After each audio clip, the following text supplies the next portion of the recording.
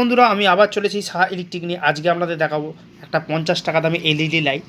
এই লাইটের গেজটা কম আছে আর লাইটটা খুবই ছোট, কিন্তু মোটামুটি এটা আপনাদের একতলা বাড়িতে সুন্দরভাবে সাজানো যাবে।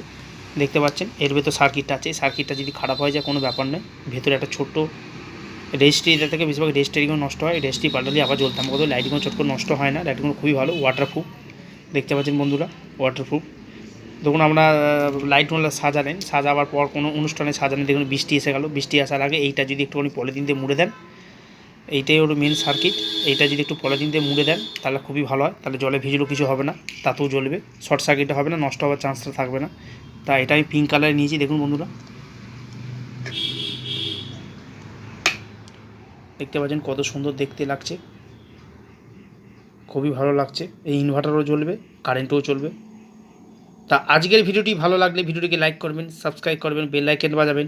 নমস্কার বন্ধুরা।